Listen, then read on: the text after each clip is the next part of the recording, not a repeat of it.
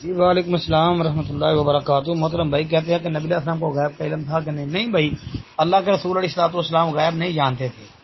جی اس کی کئی جو ہیں وہ مثالیں ہیں قرآن و سنت میں موجود ہیں جن سے ثابت ہوتا ہے کہ نبی علیہ السلام غیب نہیں جانتے تھے۔ مثلا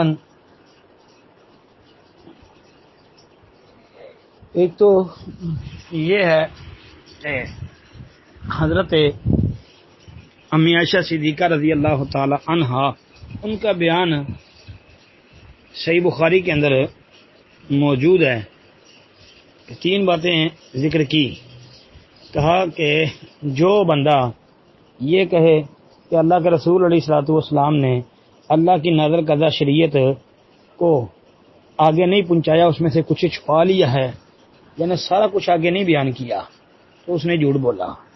جو کہے کہ اللہ رب العالمین کو جناب نبی کریم علیہ السلام نے معراج کے سفر پر دیکھا، اس نے بھی جھوٹ بولا۔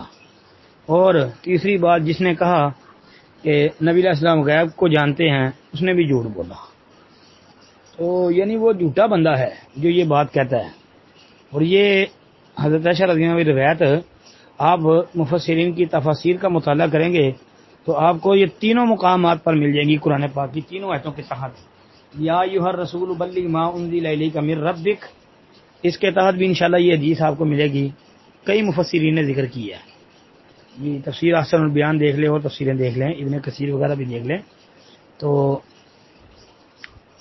دوسرا 7ویں پارے کے آخر میں جا کے یہ ایک آیہ مبارکہ آتی ہے، لا تدرک الابصار وہو یدرک الابصار وہو اللطیف الخبیر، اس کے تحت بھی ہے۔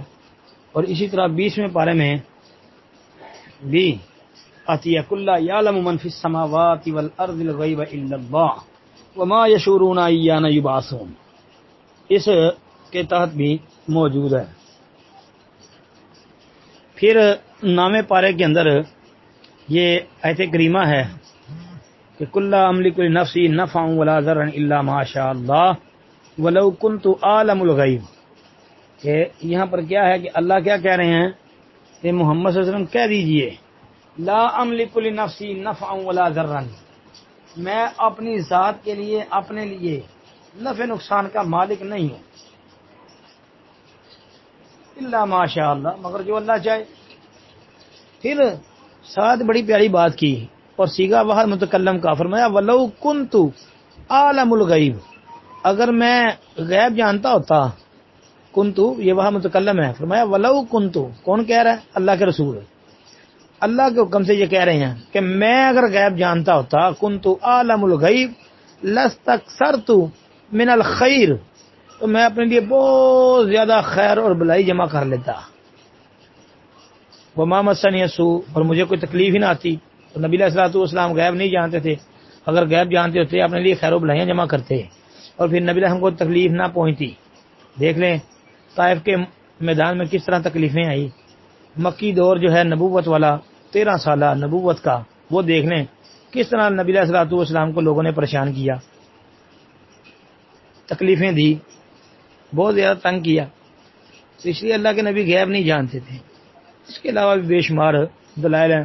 سورہ لقمان کی آخری آیہ مبارکہ، اس کو بھی سامنے رکھ لیں، اس میں اللہ تعالیٰ نے فرمایا ہے کہ ان اللہ عندہ علم الساعۃ وینزل الغیث ویعلم ما فی الارحام وما تدری نفس ماذا تکسب غدا وما تدری نفس بأی ارض تموت ان اللہ علیم خبیر۔ یہ باتیں ذکر کی ہیں۔ فرمایا ایک، ان اللہ عندہ علم الساعۃ، قیامت کا علم اللہ کے پاس ہے، قیامت کب آئے گی پتہ نہیں، اللہ کو پتہ ہو۔ وَيُنَزِّلُ الْغَيْثَ، بارش کب نازل ہونی ہے یہ بھی اللہ کو ہی پتہ ہے۔